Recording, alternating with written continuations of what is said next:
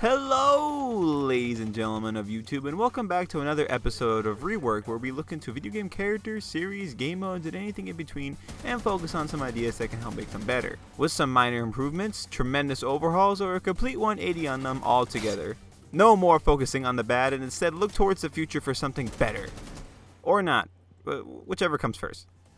Anyways, today we're going to be looking at another operator for Rainbow Six Siege that has had a lot of controversy ever since he debuted back in 2016 during Operation Dustline.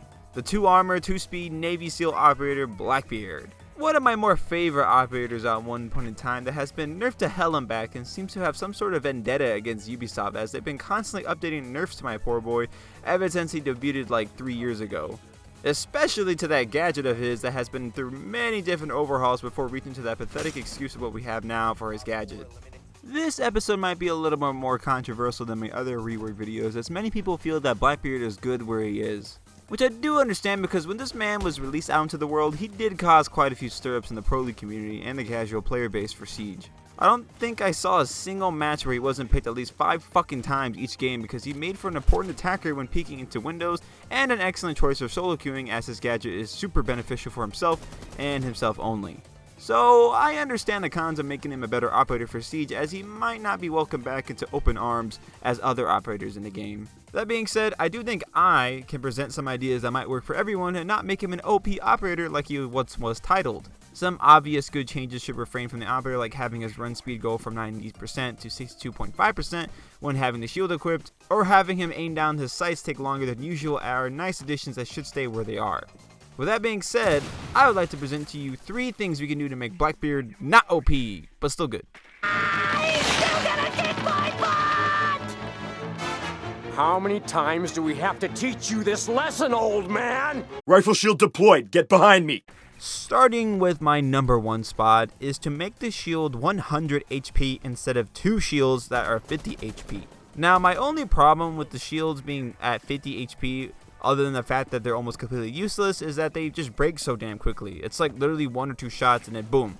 You know, most of the times when you go against someone like maybe a Mirror or anybody else that have a high fire rate, that shield's gonna melt like butter. It's immediately destroyed, and you really didn't get much use out of it. And a lot of times, for me at least, I'll be peeking and I didn't even see where he was or anything. And just the shield breaks immediately, and that can be very annoying, and also be a very big detriment to him, because once he has to like replace the other shield, the enemy team can just go out there and flank him. I think they could possibly do something different with him, is that they could make the shield 100 HP. That way he have a better distinct advantage over the other player, and give him a little bit more time to find out who and where shot him, and give him an edge over the other player. Now, the reason why I would say 100 HP is that way the shield is still like very easily breakable, but it's not too breakable like 50 HP where it just breaks instantly. You'd at least get time to shoot off at least one person before it breaks.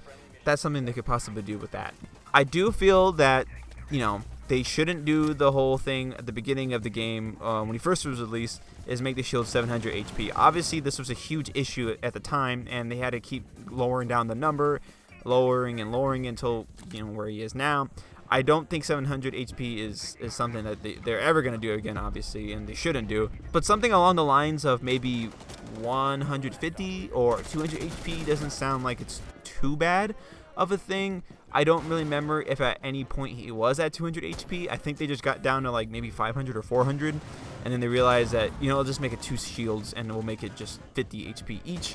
In any case, I do feel like just having 1 shield would just be a lot better for him, because he can get more time to find out who's where and everything, and get better shots off. And it wouldn't make him too OP like at the beginning where he has 700 HP. It would just be 100 to 200 around there. For me personally, I feel like 200 HP would be way better. It gives me a better distinct advantage over the other player that has a really high fire rate. Something to counterbalance this would be that they could make him incredibly slow, which is my number 2 spot, is to make him a 1 speed and 3 armor attacker instead. Now, the reason why they would do this is because obviously, you know, this would give him a distinct advantage if he had 200 HP in his shield. So why not make him slower than what he is, and make the base where he has a shield attached, make that his base speed, and make him just a really, really slow tanky operator. I feel like this would help him out a lot more with his playstyle, and it wouldn't really be that much of a detriment to him. Well, obviously, you know, he'd be a lot slower than most other operators, but this makes sense as he could literally avoid getting headshot which all the other operators can't, because if you're in the line of sight of any other operator, you're dead except him. So I feel like this would be also a really good choice. Mostly because I also do feel that it really coexists with his playstyle, as his playstyle is to hang back and, you know, hang in like out from a window or peek a corner. It would make sense for him not to be super fast, and not to mention it would balance the power of his shield with his mobility, so you couldn't be just whipping and zapping everywhere like Ash or something throughout the map and not have any consequences to it. So we're already at the last one. So lastly, what they could do for Blackbeard is to make the shield less visible when aiming down the sights, or in general. Now, what do I mean by this? So you do know how the deployable shield used to be just solid black, you couldn't see through it or anything, and you had to peek out to see if the enemy was coming, which gave a distinct advantage towards the attackers, because they can easily headshot you or something like that. So, and how the deployable shields are now is that you can actually look through the shields. The same sort of implementation could be brought towards Blackbeard's shield, and not make it so where it's clear, but make it so where it's like extremely black and you can only see through like a little peephole through his line of sights. This would be a huge detriment to him, as he wouldn't have a huge view of where he's aiming at, and you'd have to really pinpoint where the shots are coming from.